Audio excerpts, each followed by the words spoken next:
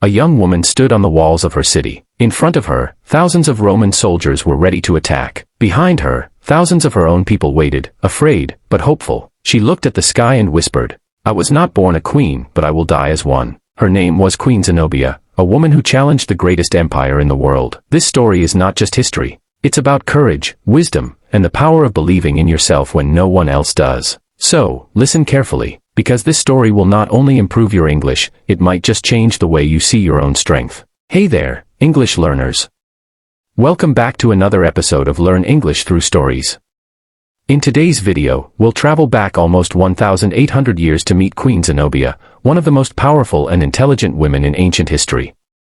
As you listen, you'll learn new English words and phrases, practice your listening skills, and discover how one woman stood against the mighty Roman Empire.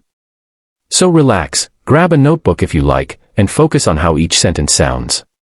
Repeat after me when I say new words, and remember, every story you listen to brings you one step closer to English fluency. Ready? Let's begin the story of the fearless desert queen, Zenobia.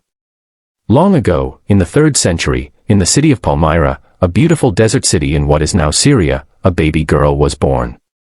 Her name was Zenobia, and from the very beginning, she was different. While other girls were learning to dance or sing, Zenobia loved books. She studied history, philosophy, and languages. She could speak Greek, Egyptian, Aramaic, and Latin, the language of Rome. People in Palmyra said she had the mind of a philosopher and the heart of a warrior. Even as a child, she asked big questions.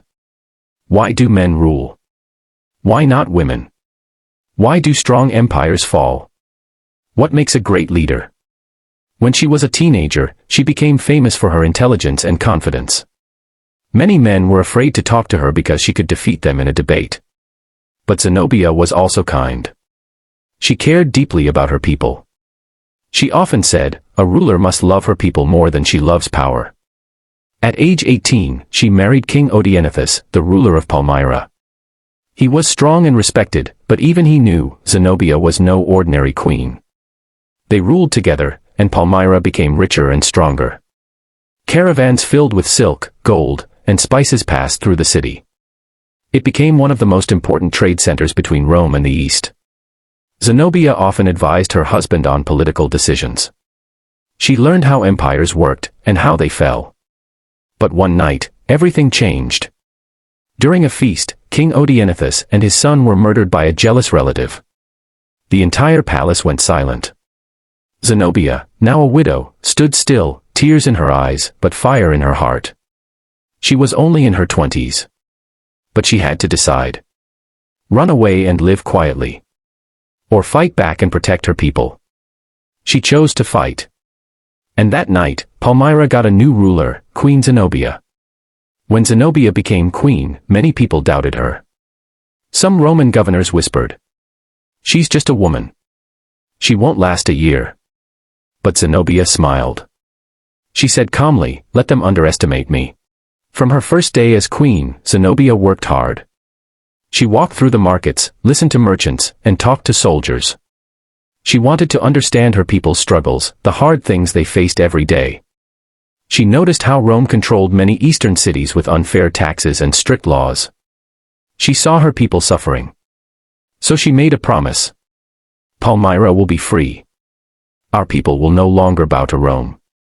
Zenobia started to build her army. She trained soldiers, improved the city's defenses, and made alliances with nearby lands. Soon, her forces grew powerful. She rode a white horse in golden armor, leading her army across the desert. Her soldiers loved her because she led from the front, not from a throne. They called her the warrior queen. Zenobia's army began to capture nearby regions, Egypt, Syria, and parts of Asia Minor. Her empire stretched from the Mediterranean Sea to the Red Sea. In just a few years, she had built a kingdom of the East that could rival Rome itself. People began to say, "Zenobia is like Cleopatra, but wiser." Even the Roman Emperor Aurelian started to feel threatened. He sent letters demanding she surrender, but Zenobia refused. She replied, "I am queen by the will of my people, not by permission of Rome." Her confidence inspired women and men across the region. She allowed scholars, poets, and philosophers to come to Palmyra. The city became a center of culture and knowledge. Zenobia built beautiful temples and roads, but she never forgot her purpose, to protect her people's freedom. However, in Rome, Emperor Aurelian grew impatient. He told his generals, "This woman believes she can rule half the empire. Then she will learn what happens to those who defy Rome." The Romans began to prepare for war. And Zenobia, calm and fearless, prepared to face the greatest army in the world. The year was 272 AD. The Roman army, strong and disciplined, marched toward the east. They burned towns and destroyed everything in their path. Zenobia gathered her generals and said, "This will not be easy. But I would rather fall fighting than live as a slave." Her troops fought bravely in several battles. In the desert, Zenobia's soldiers used their knowledge of the land to surprise the Romans. For months, the Romans couldn't catch her. But then, at the Battle of Emesa, the Romans finally won. Many of Zenobia's soldiers were killed or captured. Her empire began to crumble. She rode through the desert to escape, hoping to reach the Persian border and find help. But near the Euphrates River, she was captured by Roman soldiers. The great Queen Zenobia, who had ruled a vast empire, was now a prisoner. When she was brought before Emperor Aurelian, he asked, "Why did you dare to challenge Rome?" Zenobia looked him in the eye and said, "Because I was born to rule, not to serve." Even the emperor admired her bravery and dignity. Instead of killing her, he took her to Rome. There, Zenobia was paraded in chains during his victory celebration. But even as a prisoner, she stood tall, proud and graceful. Some stories say that Aurelian later allowed her to live in peace in a beautiful Roman villa, where she spent her final years teaching philosophy. Others say she died in captivity. No one knows for sure. But one thing is certain, her legend never died. Zenobia became a symbol of female strength, intelligence, and leadership. Even centuries later, poets and historians remembered her as the queen who fought Rome. Queen Zenobia's story is not just about war or history. It's about courage, dreams, and belief, three things we all need in life. She didn't wait for permission to lead.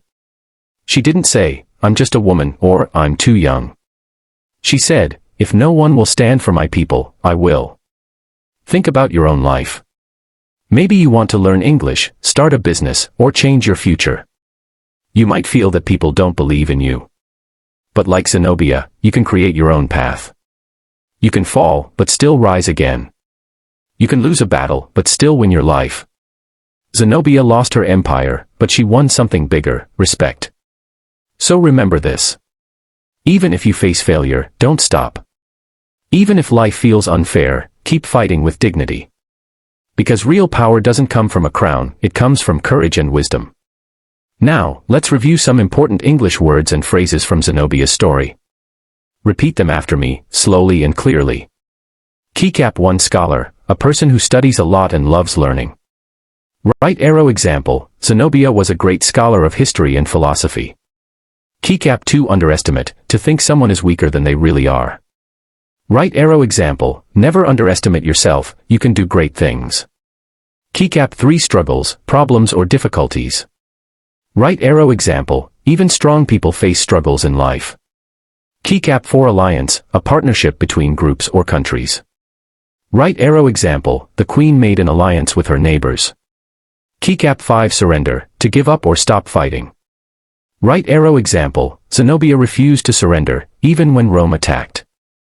Keycap 6 Dignity, calm strength and self-respect. Right arrow example, she faced her enemies with dignity. Keycap 7 Legend, a famous story about a great person. Right arrow example, Zenobia became a legend in history. Now it's your turn. Backhand index pointing right, write one sentence using your favorite word from today's story in the comments below. I'll read them, and maybe feature your comment in the next video.